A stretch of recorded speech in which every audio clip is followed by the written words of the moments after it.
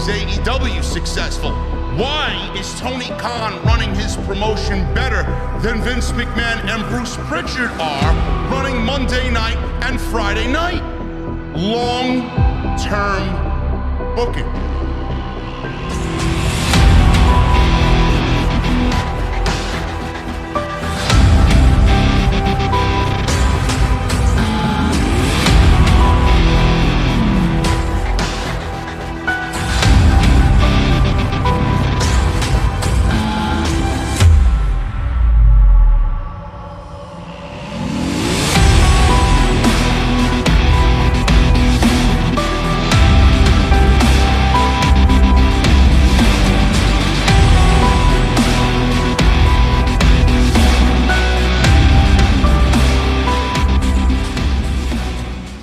What is going on, guys? Thank you so very much for joining me right here on Off the Script. This is episode 408 for your Tuesday, February 1st, 2022.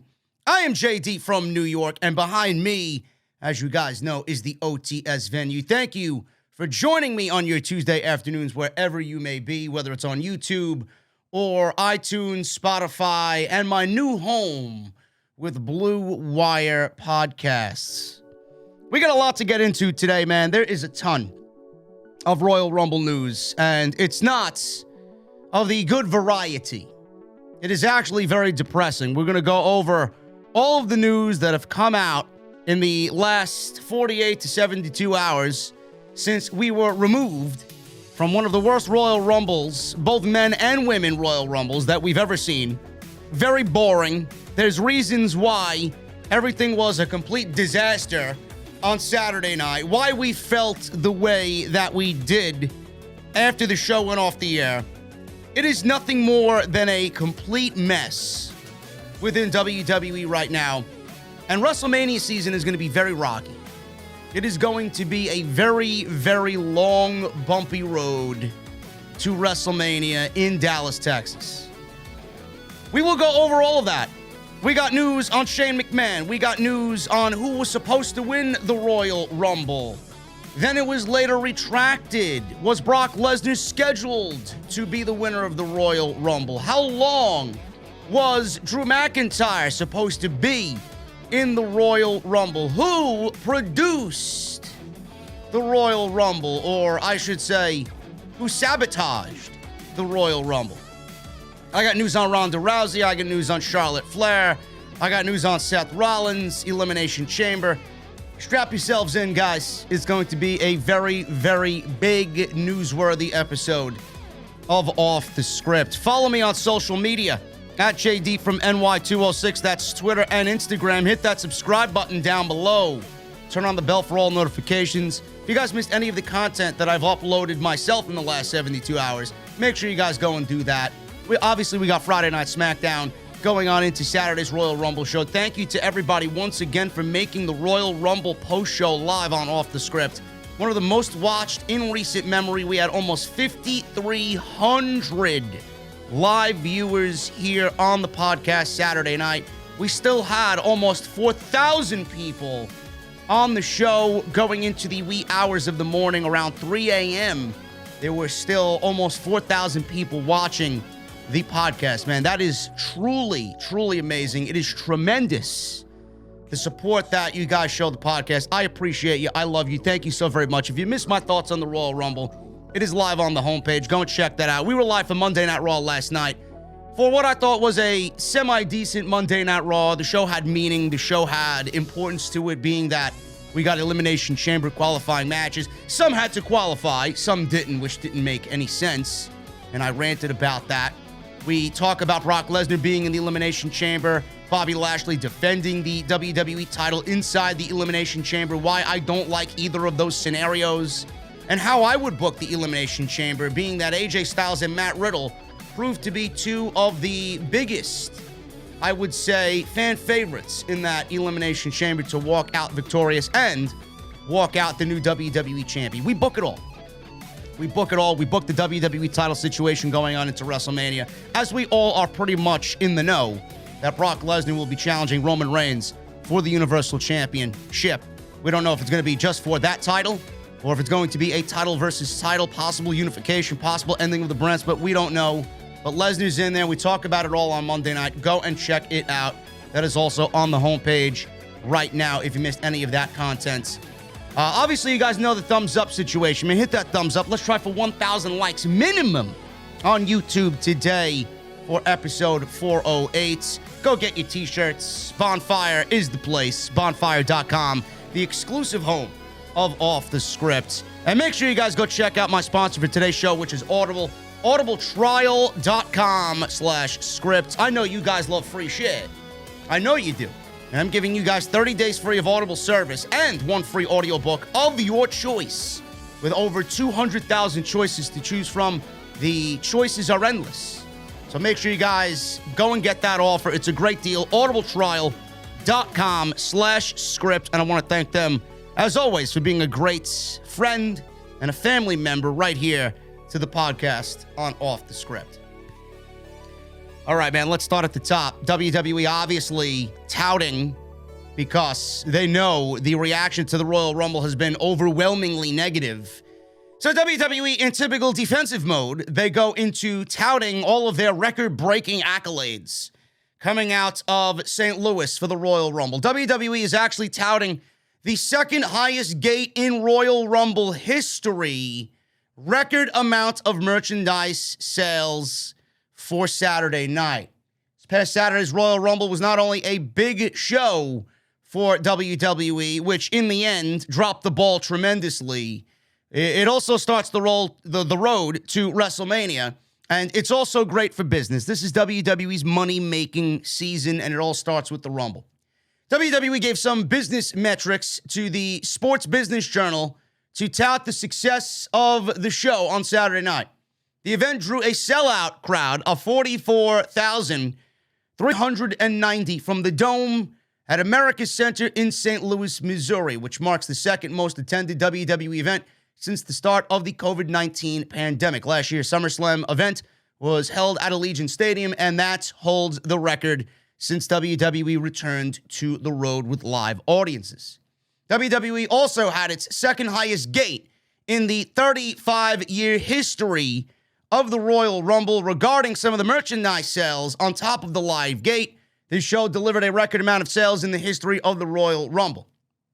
It also marks one of the worst Royal Rumble matches for both men and women in its said 35-year history. So no matter how much money they make, we'll be here to tell you that your show wasn't all that good. And the road to WrestleMania got off to a terrible start. The best sellers as far as merchandise is concerned: Bad Bunny, Roman Reigns, Brock Lesnar, and Ronda Rousey.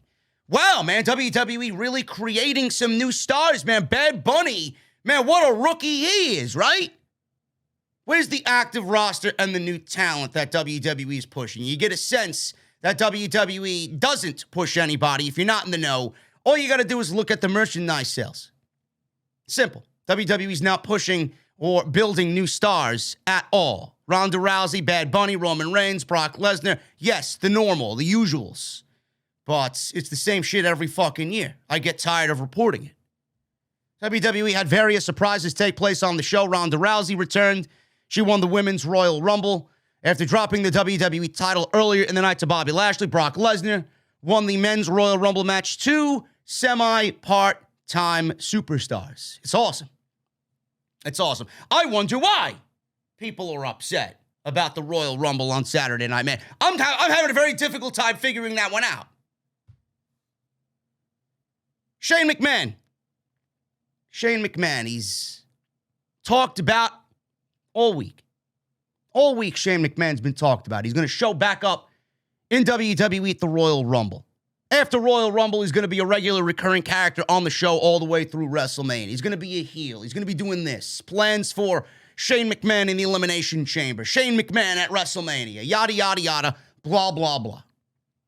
It all started off with rumors earlier last week about Shane McMahon showing back up in WWE. PW Insider was the first to report that Shane McMahon will be a heel in WWE and will be returning to Monday Night Raw regularly.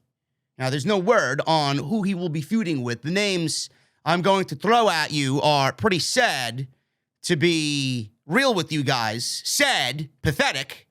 I don't know why we're still in this same boat with Shane McMahon. We need a McMahon at WrestleMania. We need Shane McMahon, my son, Bruce, on the show. Why are we still in this circus of the McMahons getting a match on the show? I don't get it. I'll talk about that in a second. I don't want to jump ahead. So the rumor was McMahon's going to be in the Rumble, which he was. He drew a late number. I'm surprised he didn't book himself to fucking be the Iron Man of the Royal Rumble. He was in the Royal Rumble. He didn't really do much of anything. He eliminated Kevin Owens in a very, very pathetic situation. Then there was rumors that Shane would be scheduled for the Elimination Chamber in February in Saudi, and then again at WrestleMania. He did return at the Royal Rumble, like I said, and was in the final four of the men's Royal Rumble match. Possibly one of the worst final fours we've seen in a very long time. Prior to the Rumble, the last time he wrestled was at WrestleMania 37 against stupid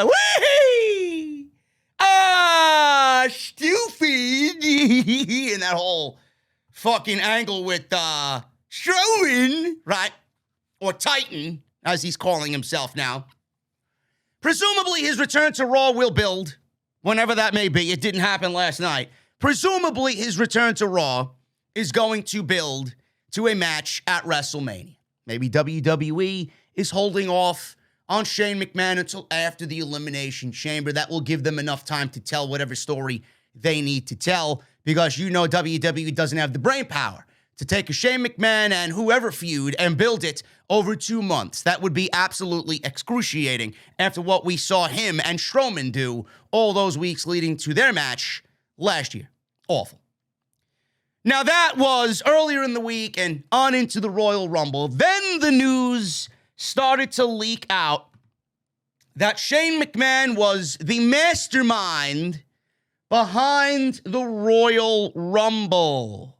Shane McMahon made his return to the Royal Rumble, was a part of the Final Four, and was the main guy who produced and laid out the 2022 Men's Royal Rumble match.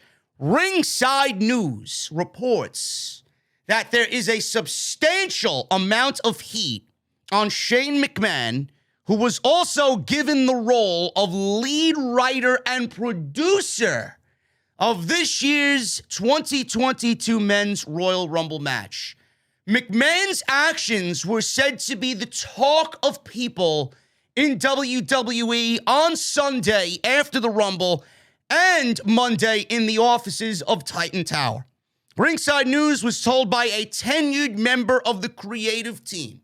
And Ringside News, when they report an exclusive, I don't give a shit what you say about them. They got a bad rep from somebody. They ruined somebody's day, apparently, at some point or another in the past. They get their exclusives right. This was reported by everybody. Meltzer, Alvarez, Sapp, and PW Insider. So they got the news from Ringside News. So this is all legit. A tenured member of the creative team said that Shane McMahon and Jamie Noble produced this year's Royal Rumble match. Now, Joseph Park, a.k.a. Abyss, Sean Daivari, and Adam Pearce were also there. But their involvement was needed due to how many people were in the match. Chris Park, Sean Daivari, Adam Pearce were all involved, but they were there because of the number of participants in one match. So it was Noble and McMahon, and the other men were there because it was a large number of individuals that they were writing, producing, and creatively going to attack for. So that's exactly why they needed some extra manpower. There was a lot of guys in that Royal Rumble. They needed to attack the creative process. And I guess more brains and more manpower was a good thing as a potential backup. Maybe they had ideas that McMahon and Jamie Noble were not thinking of. This is why we have a team. This is why we have a bunch of different minds and ears and eyes in the company. It can't all rely on one man. There are a lot of messages to carry, clearly. Shane and Jamie Noble were the lead producers. One source on the creative team reportedly said that McMahon and I quote, openly buried Jamie Noble, and that he tried to book the Royal Rumble match around himself. Why would he go and do that? Shane McMahon hasn't been on TV since last year's WrestleMania. Why does he need to go and produce the Rumble and then make it about himself? What changed from this year to the years prior when McMahon was a staple for the last couple of years of producing and giving his ideas to make the Royal Rumble match better? Now, I don't know what you guys thought of the last couple of Royal Rumbles. The one where McIntyre won the Royal Rumble and Lesnar came into the match and dominated it as WWE champion, drawing number one. That was a great Royal Rumble. That was a great Royal Rumble. Whoever was in charge of that, Shane McMahon was a part of that. You also want to know who else was a part of that? Triple H was a part of producing that Royal Rumble. Triple H was a part of producing that Royal Rumble. I'll get to that in just a second. Openly buried Jamie Noble, and he tried to book the Rumble match around himself. It was also noted that McMahon was confrontational, and he was adamant about putting himself over. It was described by Ringside News that he was fighting with people to do so. The Ringside News source said that McMahon had the entire locker room angry after he was fighting everyone and booking himself to be in the final group of wrestlers left in the match. A source reportedly said, and I quote, when Shane is more impactful in the Royal Rumble than Big E or Kevin Owens, people who don't normally complain are complaining loudly today, end quote. The final four in the Men's Rumble, if you guys are not aware, Brock Lesnar, Bad Bunny, Drew McIntyre, and Shane McMahon. That sounds fucking sad. That sounds fucking sad. I don't know how to attack giving you guys an opinion on this. Am I surprised? No. It seems like it's a fucking disease that runs throughout the McMahon family. They are allergic to putting over new talent. They're allergic to putting over new talent.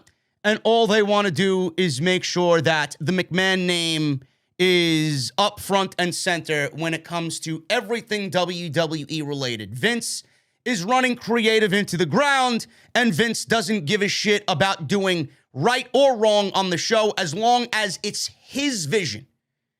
He blocks out everybody else's opinion. The only opinions that he gives a shit about are Kevin Dunn and Bruce Pritchard. That is it. He doesn't give a fuck about anybody watching the show. He doesn't give a shit about the roster that he employs. He doesn't give a shit about the fans. He doesn't care about the history of everything he's created. The Royal Rumble is rich with a 35-year history, and he had his son blatantly sabotage a 35-year tradition in 2022 with the Royal Rumble.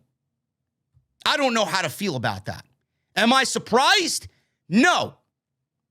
I thought we all expected Shane McMahon to be the cooler McMahon, the McMahon that understood us on a more personal level. He vibed with the fan base. I don't get that, and nobody's going to get that ever from Vince McMahon and the fucking morons he's got in his circus.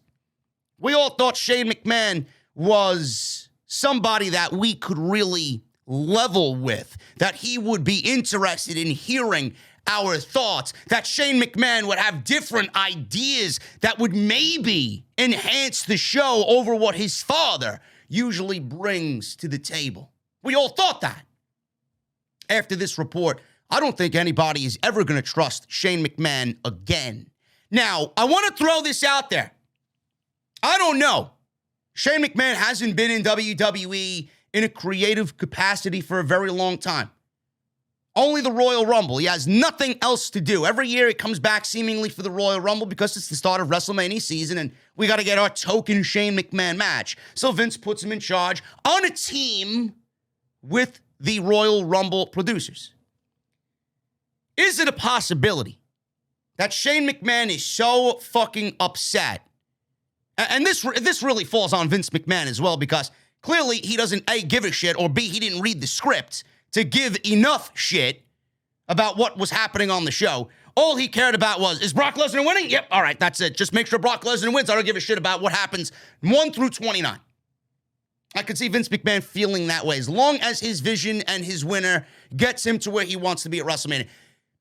Is it a possibility that Shane McMahon sabotaged the Royal Rumble because he's frustrated with the company? I don't know. It's not likely at all, because those are 29 fucking guys that he's been given responsibility over. Why would he openly bury the entire match with some of the biggest names on that roster in it? I don't understand it. Is he frustrated with the company? Is he frustrated with the vision of his father? Is he frustrated with management that he was given this role and he kind of overstepped his boundaries? Everybody else is getting buried on a monthly, weekly basis, so I'm going to put myself over. Nobody really matters. I'm the biggest name outside Brock Lesnar in this match. I can do whatever the fuck I want. I'm a McMahon. Maybe he's just fed up. I don't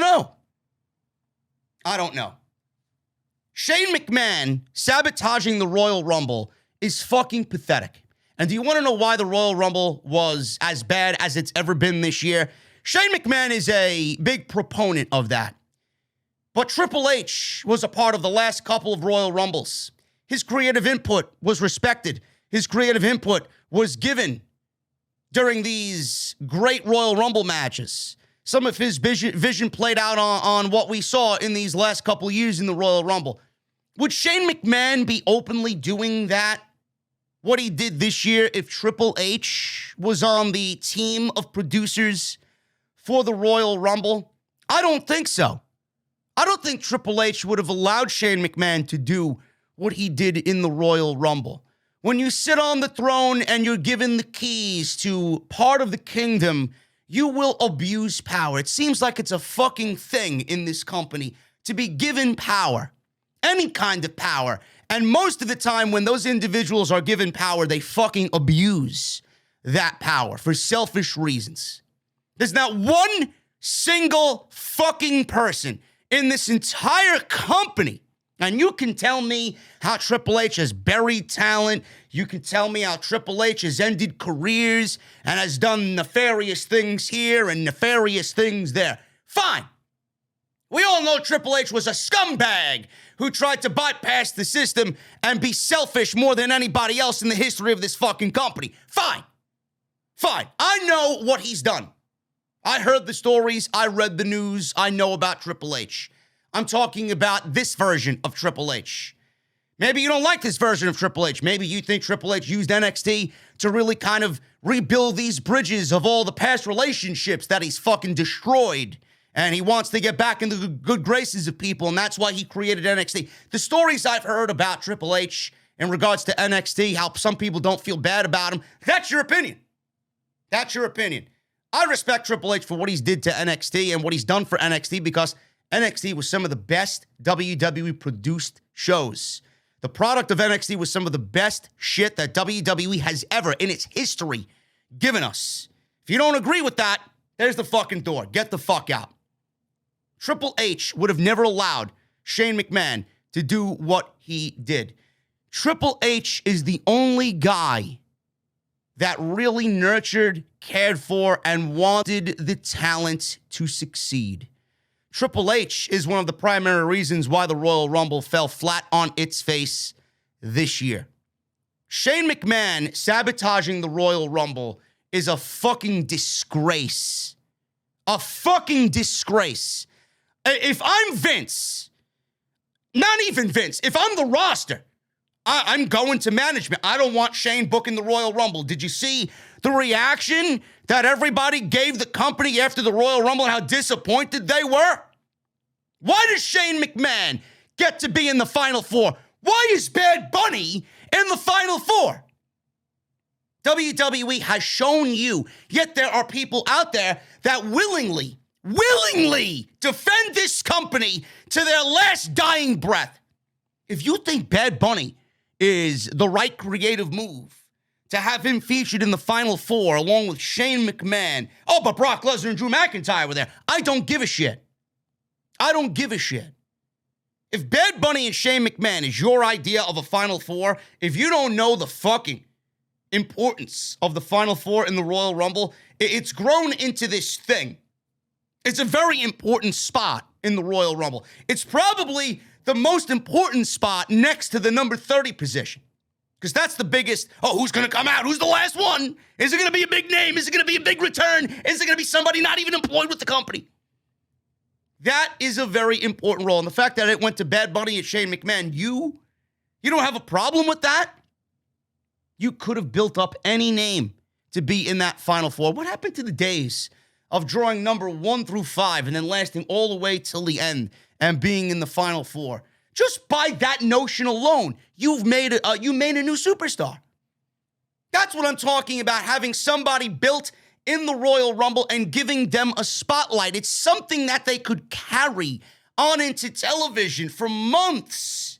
Hey, this guy was in the Final Four. He lasted about 57 minutes in the Royal Rumble. You think that's something to fucking sneeze at? No, but Shane McMahon was given that opportunity. Why? Why?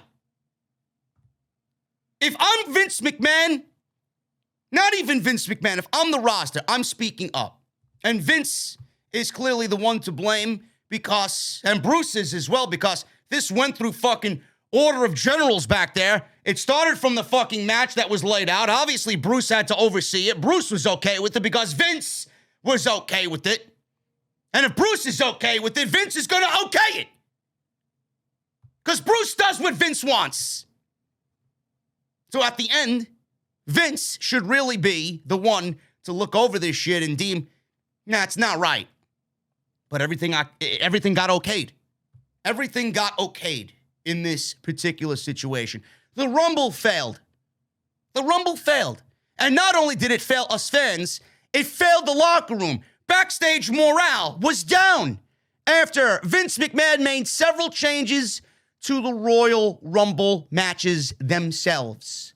PW Insider reports via a number of sources in the company that there was frustration over constant changes made over the past week to the Royal Rumble matches. The feeling is that all of the constant changes, the reason why the quality of the Rumble matches was down from previous years. You know, I'm going to go back to the Triple H thing. You know, Triple H was a huge integral part of the last couple of Royal Rumbles. Why is there such chaos when it comes to the Royal Rumble match? And additionally, if Vince McMahon actively sought to remove Triple H from power for whatever political gain that he gained from this, he now seized full control of NXT. He removed Triple H from all power creatively because he failed to defeat AEW, though it wasn't Triple H's fault. It was all an initiative brought down upon him by Vince McMahon. You guys know the story. If what I'm seeing here is Vince McMahon completely in charge and delegating things and wanting things and changing things, the day of the Royal Rumble with a staggering number of 20 is what I heard. 20 different changes made over the course of the week for the Royal Rumble. That tells me that Vince McMahon doesn't know what the fuck he's doing. Nobody can be that indecisive. Nobody. It is a very easy thing. Come the Royal Rumble, it is a very easy thing to book the Royal Rumble and choose a winner. That's it. I don't know why there needed to be 20 What did you change 20 times over the course of the week? What? What could have possibly been so bad that you needed to change 20 different fucking times? Triple H, I don't think Triple H would have done that. I think Triple H would have got with his team, come up with something, and attacked. Meanwhile, we got Vince McMahon and his team, and it sounds like they're fucking clueless. So just by this alone, and this is a regular thing on a weekly basis, to this extent, this is one of the worst I've ever heard, it being this bad. So what I'm reading here is that Triple H and his creative vision and his creative team and his creative process is better than what Vince McMahon has done for the Royal Rumble. Is that what I'm hearing? Is that what I'm seeing? I don't know why Triple H was removed from power. The more people you have like that know what they're doing, the better the show will be. If it's all run and being changed constantly 20 times over the course of the week by one man, how do you think the roster is going to feel? They get one idea and then they get it changed on them. That happened 20 different fucking times. Can you imagine knowing what you're doing and who you're eliminating, where you're coming out, how you're going to get eliminated, when you're going to get eliminated, how long you got to be in there? Is there anything that's going on with me that's going to build towards wrestling? Can you imagine getting all these different ideas and then having it changed 20 different fucking times to start all over again and get with everybody else on what exactly needs to be done? You think that's going to bring good morale to the locker room? Everybody's walking on eggshells. Everybody's walking on uncertainty. That doesn't make for a very happy locker room during what should be the happiest time of the year.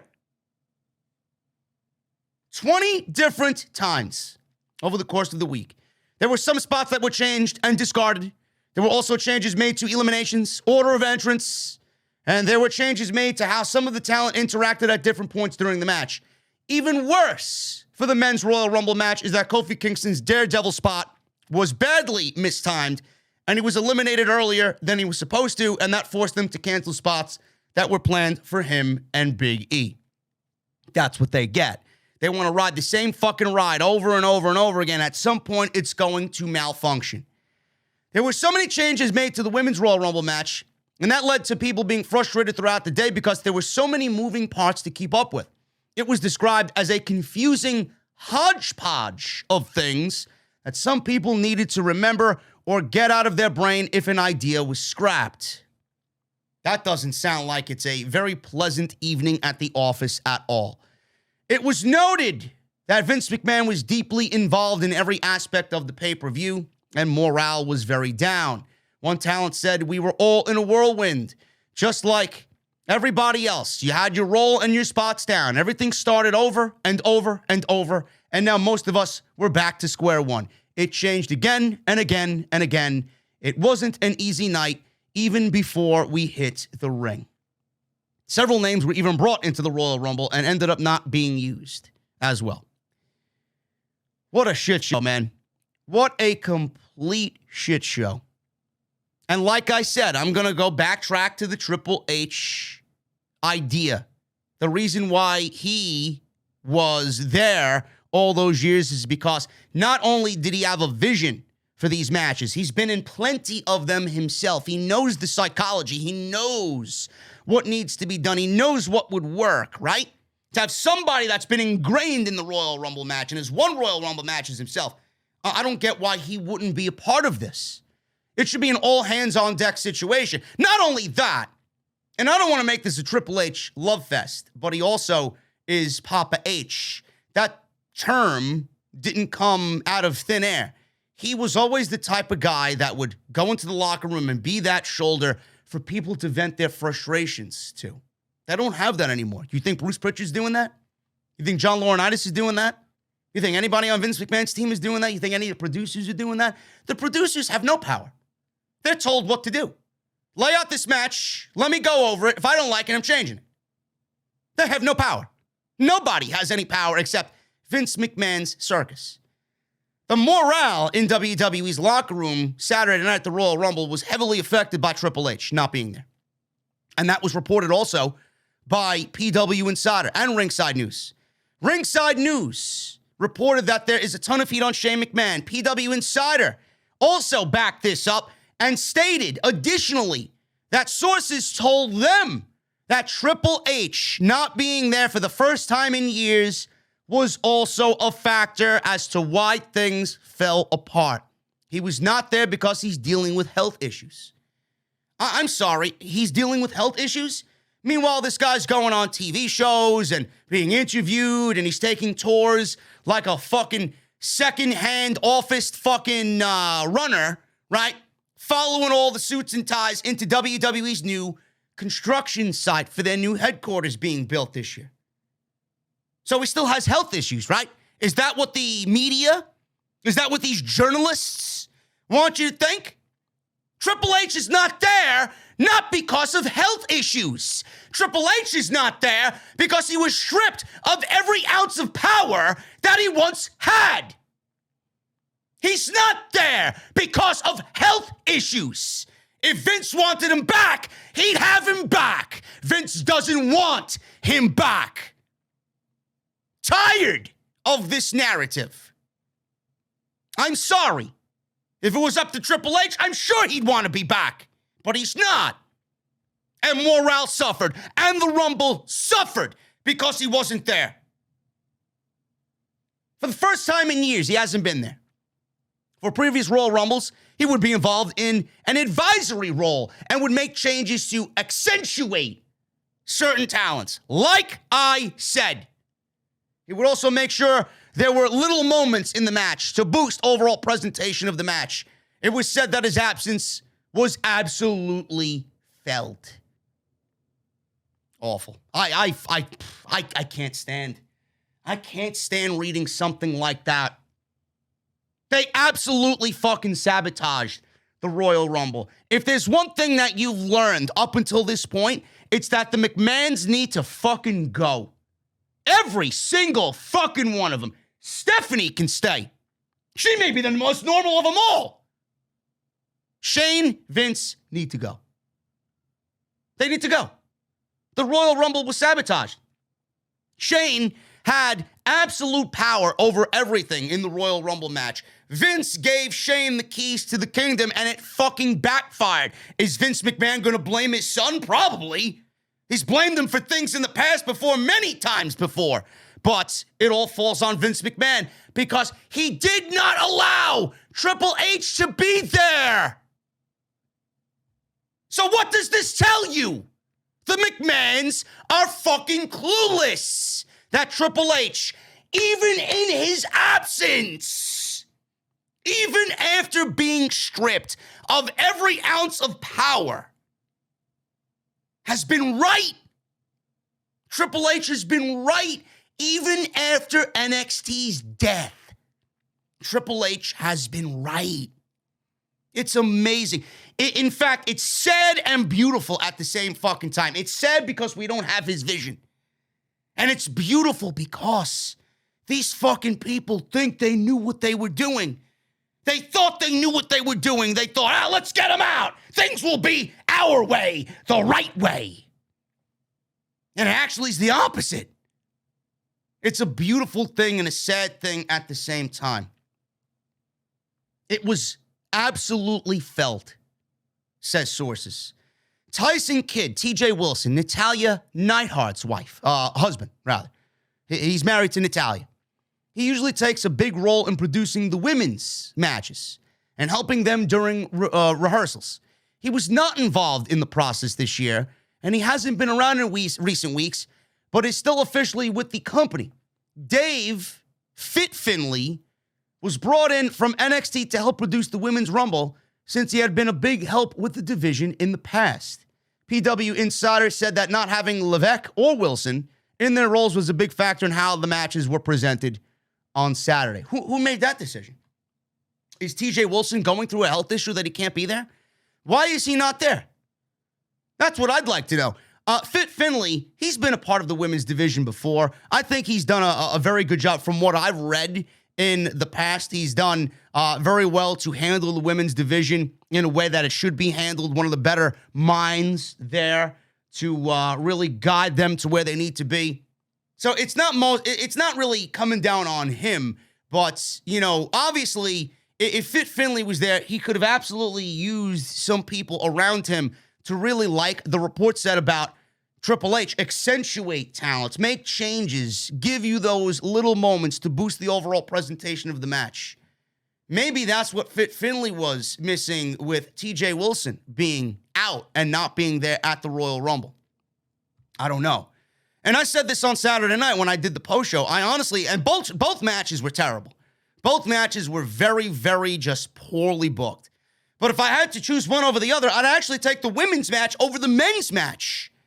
I don't know if that's saying much, but the women's Royal Rumble match was, to me, a smidgen more entertaining than the men's ones. The men's one was putting me to sleep. There was nothing exciting about it. There was nothing exciting about it. Do you want to know why the Royal Rumble sucked this year on top of all these reasons? Do you want to know why? One of the biggest factors in the Royal Rumble fucking being disgusting this year is the fact, and it's all catching up to them, and I love it. They'll never admit it, but it's all catching up to them. WWE, two major fucking reasons why the Royal Rumble was god-awful this year for both men and women. They don't have a roster of legitimate superstars. Roman Reigns, maybe Seth Rollins. Roman Reigns and Brock Lesnar. I don't even put Drew McIntyre in that situation. Edge, Randy Orton, a handful of guys. That's it. Nobody else feels special. The fact of the matter is WWE has fucking failed to create and build big stars. They are so content with Roman Reigns and Lesnar being it, with Edge wrestling 25 dates a year, or being there 25 dates a year, wrestling maybe 4 or 5 times a year. Randy Orton being there on a very slim schedule. They're okay with those names. What happens when those names aren't there anymore? What happens when Randy Orton wants to hang it up? What happens when Edge wants to go and finally retire? What happens when Roman Reigns doesn't want to do it anymore and he wants to pursue other interests in Hollywood?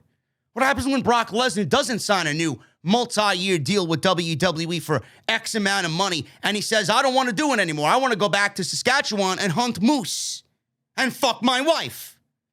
What happens when all of this snowballs down on WWE? They don't have any major stars. Big E is not a major star. The New Day are not major stars. Finn Balor is not a major star. AJ Styles, the way he's been booked, is not a major star. Matt Riddle's not a major star. There are no major names in the WWE for the fans to look at in this environment for the Royal Rumble. 30 fucking spots. There wasn't one outside of Brock Lesnar that gave you maybe AJ Styles, because I think everybody at this point wants AJ to win because he's been booked like shit. There hasn't been one fucking guy in that Royal Rumble. Wasn't one guy in that Royal Rumble outside of Brock Lesnar that gave you a legitimate feel that he could win it. Imagine sitting in St. Louis and watching 29 fucking buzzers go off, and there's not one fucking guy that you could honestly look at and say, I think he's got a shot at winning the Royal Rumble. I think he is going to go and win the Royal Rumble. There wasn't one instance from me, anyone I know that has a fucking brain, or anybody that I know that watches me. You all know it. You felt it. You seen it. You all thought the same fucking thing. And if you don't, you're the fucking primary reason why this show refuses to fucking change. On top of that, everybody's sitting on their fucking hands, waiting. And when Lesnar comes out, everybody knew he was gonna win it. WWE gives you Bad Bunny. WWE gives you Johnny Knoxville. WWE gives you Shane McMahon. 3 wasted fucking spots in the Royal Rumble. Johnny Knoxville got a bigger reaction than most of the active roster. Bad Bunny had a better performance in the Royal Rumble than AJ Styles. People are okay with this. People are okay with that. On top of the theme music fucking being putrid. There's one thing I take great pride in. It's a musical ear. I know what sounds good from the opening fucking note.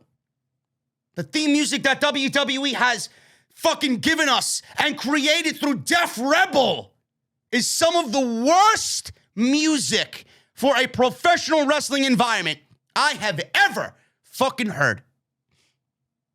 Awful. Absolutely awful. The only theme musics that stuck out were Shinsuke Nakamura and AJ Styles right from the top, and they were CFO Money themes. When Nakamura's music hits, you know it's Nakamura. When AJ Styles' music hits, you know it's AJ Styles. When Matt Riddle's music hits, you know it's Matt Riddle. When the Street Profits' music hits, you know it's the Street Profits. The Usos, you know it's the Usos. These are all Def Rebel jams. Charlotte Flair, Becky Lynch, Finn Balor. Sasha Banks has Snoop Dogg doing a remix of her original CFO Money theme, right?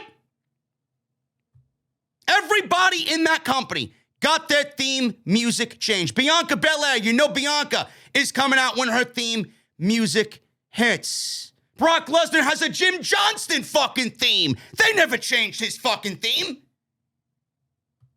The only theme musics today in the current model of WWE that resonate, that are new, are Roman Reigns and Seth Rollins. That's it. Everything else is an absolute fucking disgrace. Can you imagine being there in St. Louis and the buzzer goes off, and outside of all those names, the Usos weren't even in the Royal Rumble. Profits, Nakamura, AJ Styles, Matt Riddle, they were all in the Royal Rumble. Can you imagine? And then Lesnar, you include Lesnar. Can you imagine outside those, all of the remaining participants coming down the aisle? Oh, who's that? I don't know who that is. Whose theme music is that? Oh, it's Dolph Ziggler because I seen his name on the fucking Titantron. Oh, it's Bobby Roode. Bobby Roode and Dolph Ziggler's theme song sound the fucking same. Shayna Baszler just recently got her theme music changed. Her CFO Money theme was great. And they changed it to sound like some generic shit I could pull off some fucking royalty-free copyright website and paste it into a fucking wrestling show. And then, boom, there you go. You got your generic theme. Nothing is identifiable. Nothing speaks to me as that being Shayna Baszler. Nothing. Can you imagine sitting in the fucking crowd listening to this for over an hour? And then they wonder why nobody's over. Theme music is probably in the top 3 most important things of getting somebody over. WWE has buried it to the bottom of the fucking list, and nobody is ever going to get over. It is fucking awful. Everything about it is awful. I don't know what happened there with CFO Money. Maybe they were asking for too much money. Maybe they had a rocky relationship with WWE because, like usual, they overstepped their boundaries in the music studio and started ordering them around. I don't know. Whatever the case may be, if it was a money thing, clearly you now see how much fucking money they could be making and how much money I'd be paying them because their work was absolutely priceless. Nobody's ever going to be a Jim Johnston. But Jesus fucking Christ, give me some wrestlers with identity. I want to listen to somebody knowing that it's them. Or I want to listen to a theme knowing it's them. I don't want to have to think, well, I don't know if that's Dolph Ziggler, Bobby Roode, Liv Morgan, or fucking Dana Brooke. The fuck? That's why the Royal Rumble match sucked. On top of Shane sabotaging it to build it around himself. On top of Triple H not being there. When he very well could be there. The Royal Rumble was a fucking disgrace. An absolute shithole of WWE career. They should be fucking embarrassed. Absolutely embarrassed. Vince McMahon, not only did he kill the Royal Rumble with 20 changes in the week leading up to it, he changed the finish of Roman Reigns and Seth Rollins and their Universal Championship match. The finish to Seth Rollins and Roman Reigns at the Royal Rumble was changed by Vince McMahon, per Dave Meltzer. It was noted on Wrestling Observer Radio that Reigns was originally supposed to win the match, and Rollins was supposed to be a part of the Royal Rumble match, but those plans were scrapped. Of course they were. Meltzer says, and I quote, Seth Rollins was originally in the Rumble, which is another story. Meltzer went on to say, and I quote, I don't know if you've heard, but both Rumbles were changed over and over and over again. In fact, Seth's match with Roman was changed several times too. Essentially, the original finish was Roman Reigns. He was going to beat Seth Rollins. I don't know what was going to happen from there. The basic gist of the Rumble show was that Roman and Brock Lesnar is the big match this year at WrestleMania, and everything at the Royal Rumble was to accentuate that big match at WrestleMania. So both had to look really, really strong. End quote. When asked by Brian Alvarez why Roman didn't beat Rollins, Meltzer responded, because Vince changed the finish, because when the decision was made to do all those chair shots at the end, Vince thought that was too much to do to Seth Rollins to destroy him like that. Shane was really pushing for Rollins in the Rumble, but he did that beatdown. The feeling was, after the beatdown, that it would be really stupid to take that terrible beating and then go into the Royal Rumble. We've seen that before time and time and time again. So all of a sudden this year it's different, right? Not that I really wanted Rollins in the Royal Rumble to begin with. I don't know if it would have boded well for Seth Rollins. The Rumble was a fucking disaster. Rollins wasn't in there? Great. People were complaining that Cesaro wasn't in there. Aren't you glad he missed it? Aren't you glad he missed it now, looking back at what that Rumble was? Finn Balor was in Dublin having a pint. That's where he was, because he tweeted a picture of himself in Dublin outside a pub. Good for him, man. A fucking legend is Prince Devitt. Fergal. Great. It's exactly what I did. Finn Balor may be the luckiest man in the entire company, having to be fucking where he is and not be in St. Louis. So, Roman Reigns needed to look strong. It would have been stupid for Rollins to go into the Royal Rumble after being beaten by Roman Reigns with all those chair shots. Meltzer said, and I quote, "The feeling was that the chair shots were more devastating than the win, so they went with the chair shots," end quote. Meltzer and Alvarez noted how odd it was that Rollins was on Raw and basically no-sold the beating on Monday, yesterday, he took on Saturday from Roman Reigns. You know, I don't know what needed to change in the Roman Reigns and Seth Rollins match, which, by the way, none of it is long-term booking. None of it is long-term booking. You got these fucking geeks on social media, right? All these geeks out there. They look at the smoke and mirrors WWE provides to them, and then they fucking engulf themselves in WWE's bullshit, and then they don't listen to anybody else's opinion on what long-term booking really is. I don't think long-term booking applies to Rollins and Reigns. You can't take 8 years off in between and then cry long-term booking when they want to revisit a fucking chair shot that they did all those years ago when the Shield broke up. Are you taking into account the fucking 16 Shield reunions that they milked dry? Kurt Angle was even a fucking part of the goddamn Shield. Did you forget all those times that they reunited, right? Am I supposed to forget that? With those terrible feuds with Baron Corbin and Dolph Ziggler and Braun Strowman and Bobby Lashley, right? What am I supposed to forget?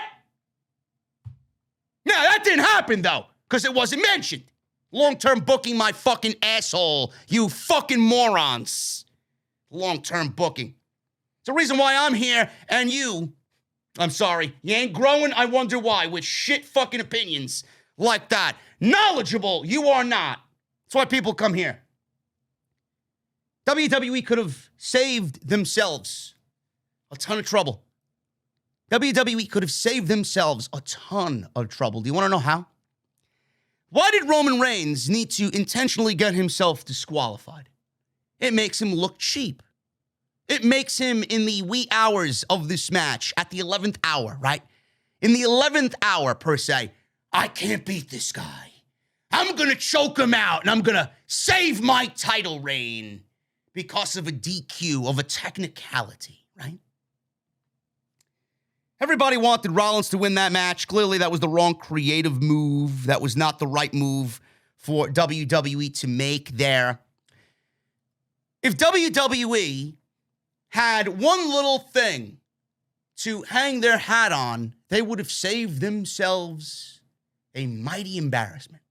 Do you know what that is? You know, Bryan Danielson and Adam Hangman Page did it, and everybody cried about it. Oh, a 1 hour time limit, right? What happened? We got a second match, another world title match that was better than the 1 hour match, and a great story was told. A valiant effort was showcased, not only by Bryan, but Page, and Page looked like a beast.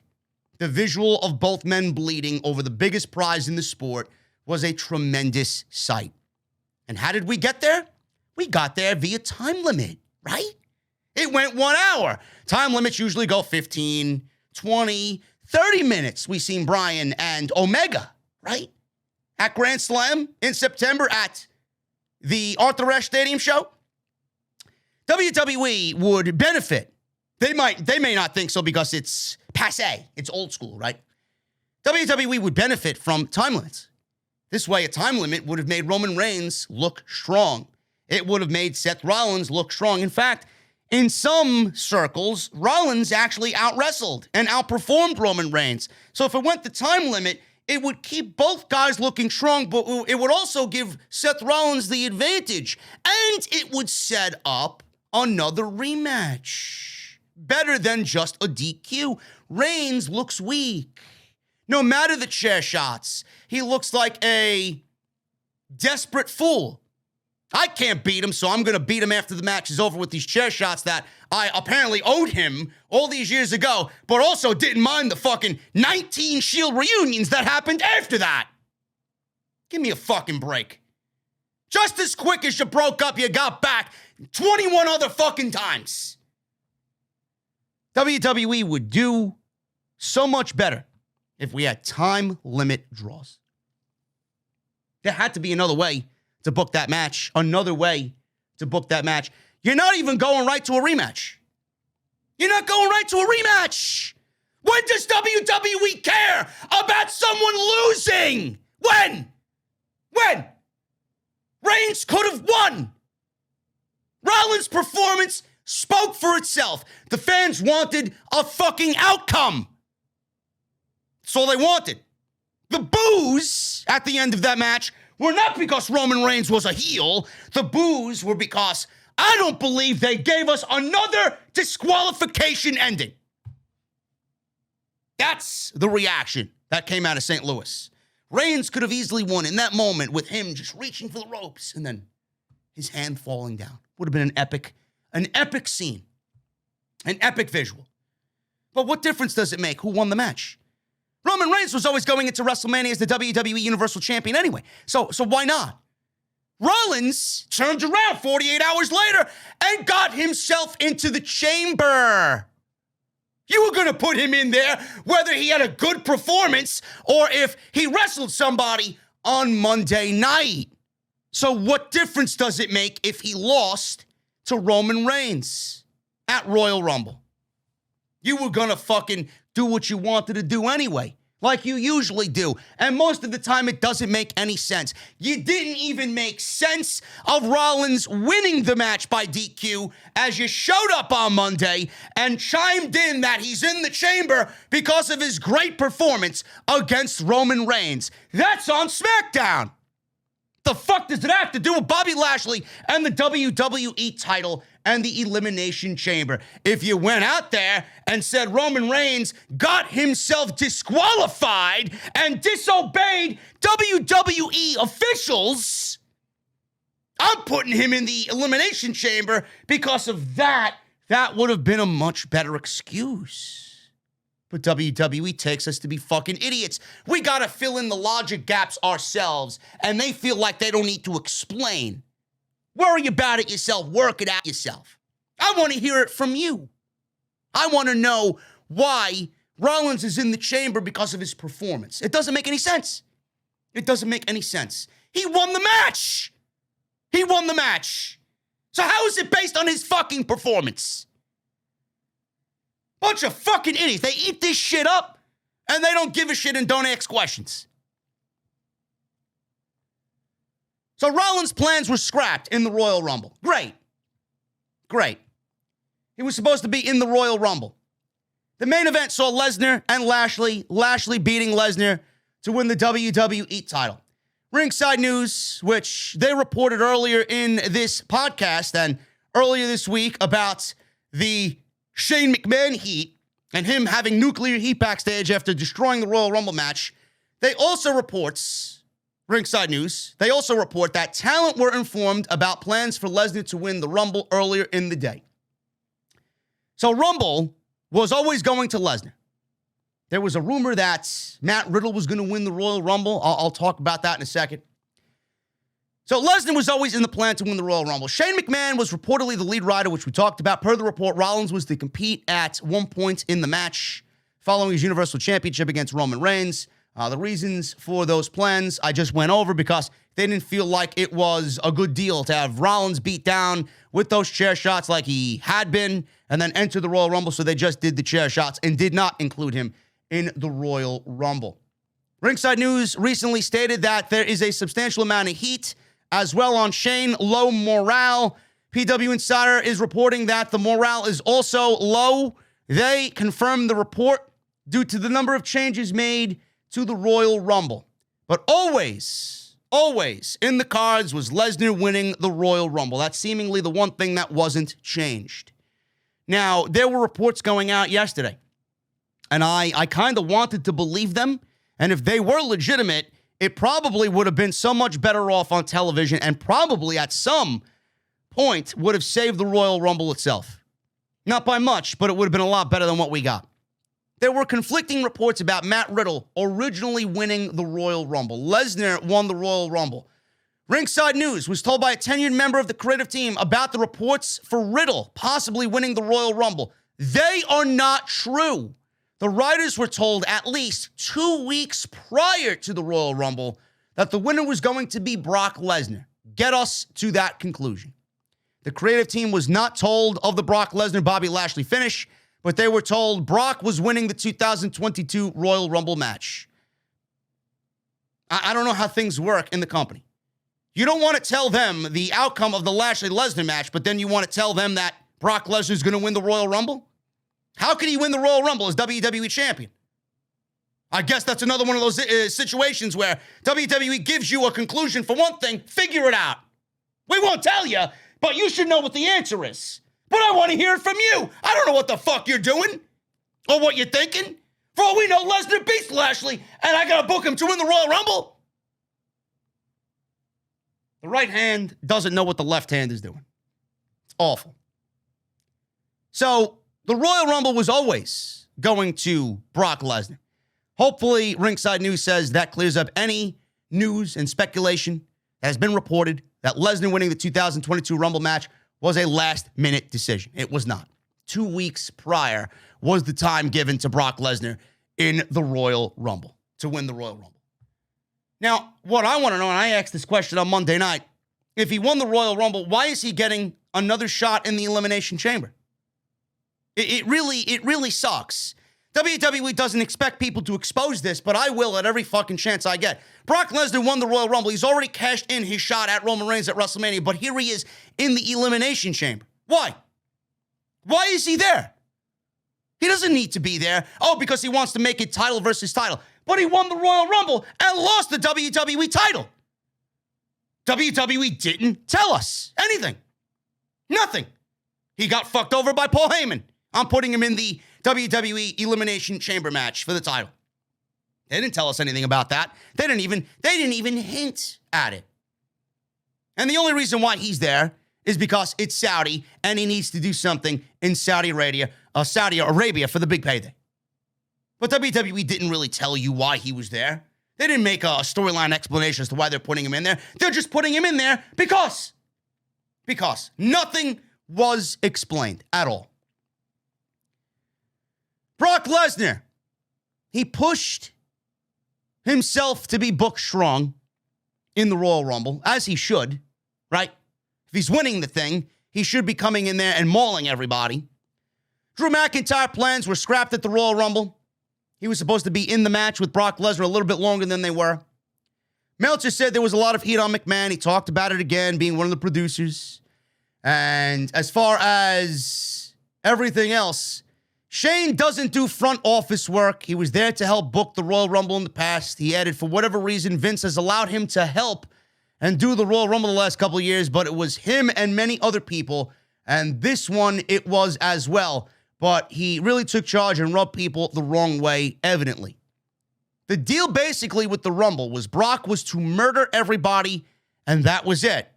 That was probably Brock's call because it was kind of said to me that Brock was going to get exactly what he wanted, and that was to get himself as strong as possible for the Roman Reigns match. Everybody was supposed to get murdered by him, and they all did. But they were going to do stuff with Drew. They did want to protect Drew, but they were running low on time, as you could tell, and they had to rush to get off the air and everything like that, so they couldn't do as much. Maybe, I don't want to give Shane McMahon the benefit of the doubt because I think all of us are fucking sick and tired of this notion that he butchered the Royal Rumble. Sick and tired of him. We don't really respect him anymore. I'm thinking, did Shane McMahon, knowing that Brock Lesnar was going to win the Royal Rumble, maybe he was trying to aid in the situation? He didn't want to actively bury anybody or a younger talent or, a Big E in there because Big E already dropped the title to Brock Lesnar at day one. He didn't want to put any bigger name guys in the end of the Royal Rumble. So when Lesnar came out at number 30, I don't know who else he eliminated. I know he eliminated Bad Bunny. I know he eliminated Shane McMahon. He eliminated Drew McIntyre.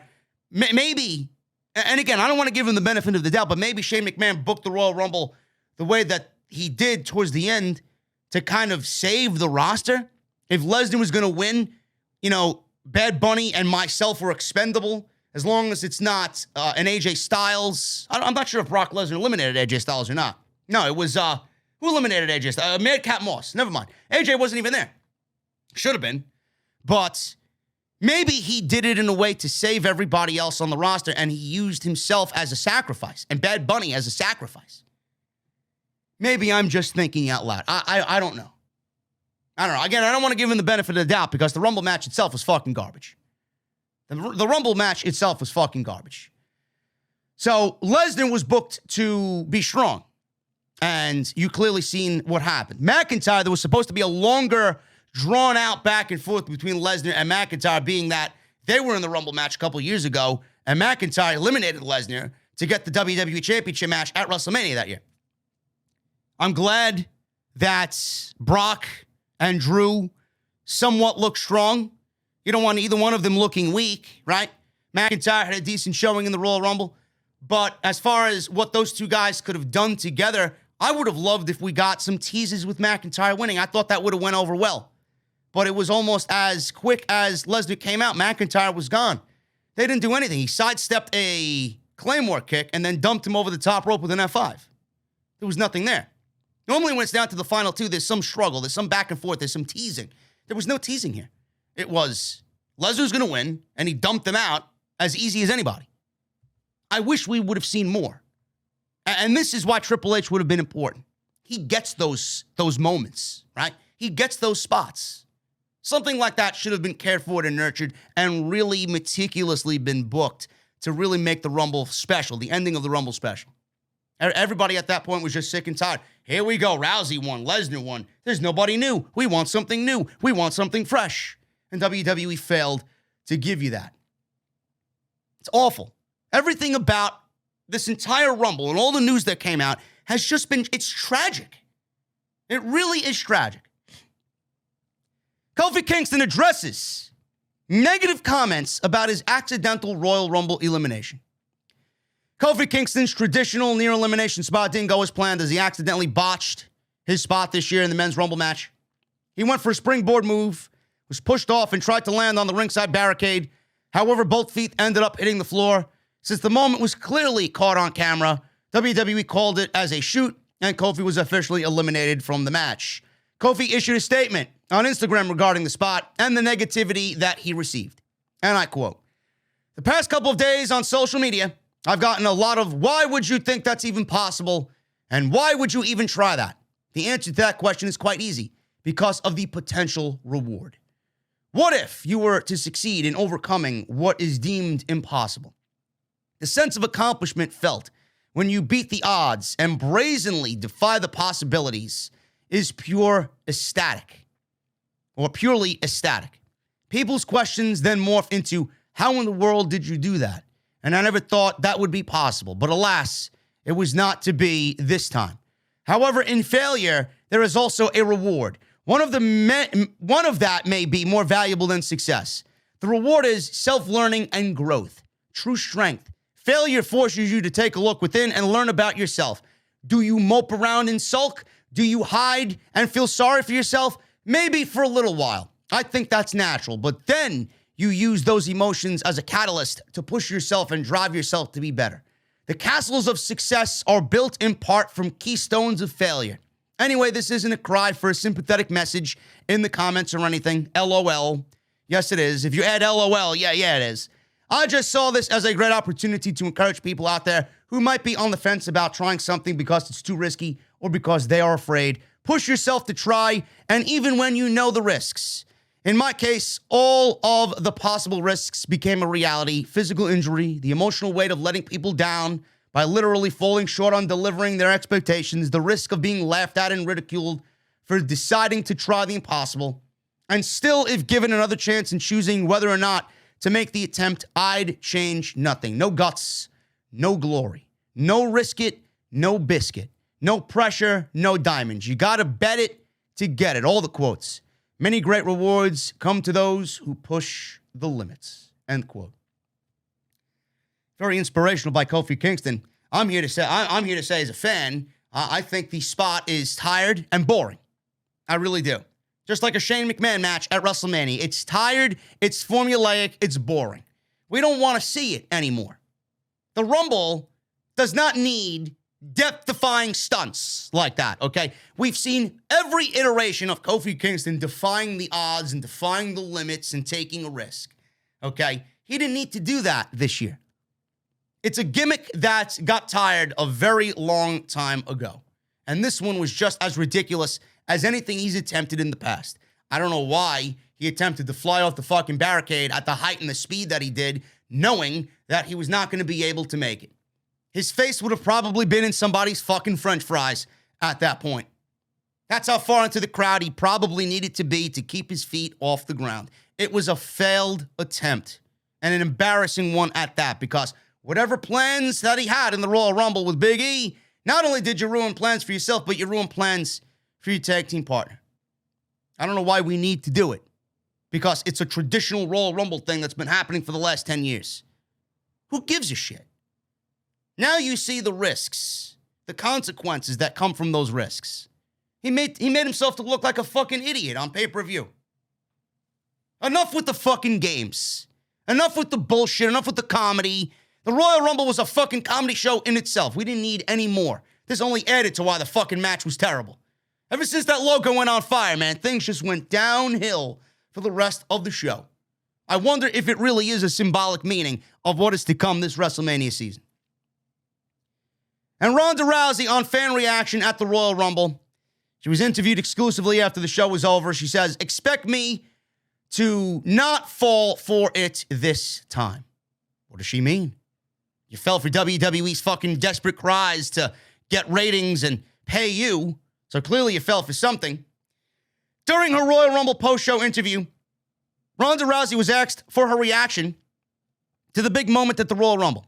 Ronda Rousey responded, I'm going to go back to my bus and love on my little baby, and that's really the only thing I care about right now. My priorities changed. So why the fuck are you here? If your priorities changed, why are you here? Oh, that's right, because there was money involved that you could not turn down whatsoever, even though you don't want to be here. Did you guys see Ronda Rousey on Monday Night Raw? It's almost as if she had this lifeless look on her face, completely disinterested in being on the show. Looked like she did not even give a single shit. Oh, I will be talking about Ronda Rousey on Thursday's episode of the podcast. You don't want to miss that either. I got a lot to say about Becky and Charlotte and Ronda and why this is all going to be a colossal fucking failure going into WrestleMania. If last night's Raw was any indication about what we're in for, my God, you can fucking keep it. WWE's already piping in crowd noise for Ronda Rousey. You heard that fake crowd noise from WWE in Ronda Rousey's segment? If you already got to pipe in fucking crowd chants for Ronda Rousey and cheers for Ronda Rousey, this is going to be a very, very long WrestleMania season. When asked what fans should expect from her, Rousey said, it was quite a reaction tonight, and you can expect me not to fall for it this time. I'll see you guys on Monday. Ronda Rousey was booed by a portion of the WWE fans at shows during the final months of her previous run. I don't know if somebody passed her the memo. Isn't Becky Lynch big time cringe a heel? So if you're not falling for the fans this time around, it sounds like Ronda wants to be the heel in this program. And certainly if she's feuding with Charlotte Flair, you got two women that fans just don't like, and that spells disaster. I wonder who they're going to add to make it a triple threat match this year, because Charlotte Flair and Ronda Rousey will ultimately fail at building maximum peak interest in the program that they're forcing down our throats, all because Charlotte Flair wanted a fucking match with Ronda Rousey because of her own personal gain and agenda. Who are you going to add to the match to make it a better match this year because Charlotte and Ronda can't get the job done? Who are you going to add, Asuka? You're gonna add Sasha? You're gonna add Bianca to it? How about Bayley? Which one of these fine women are you gonna add to fix your fucking disinteresting mess? That's what I wanna know. Nobody gives a shit about Charlotte Flair and Ronda fucking Rousey. Give me a break. That match may be the bathroom break of night one. I'm getting out of here. Thank you guys very much for all your support. If you did enjoy this video, 1,000 likes minimum on today's OTS. Make sure you guys go and check that out on the Monday Night Raw side, Monday Night Raw post show, Royal Rumble post show. That's all on the homepage. Go and check all that stuff out. Follow me on social media at JD from NY206. That's Twitter and Instagram. And make sure you guys hit that subscribe button down below and subscribe for all the latest and greatest in WWE, AEW news and rumors and live stream post shows right here on Off the Script. Guys, I may be live for NXT tonight. I'm not really sure. I want to see what's on the show before I set up the stream. If you don't see me, don't be surprised. And if you don't see me, I will be back on Wednesday with Jesse. Big night, man. Dynamite, MJF, Punk, the match. Match of the year, possibly. We will see what's going on Wednesday right here in the venue for AEW Dynamite. Until then, guys, have a great Tuesday, and I'll see you live in the venue for MJF and CM Punk right here on Off the Script. I'll see you guys later.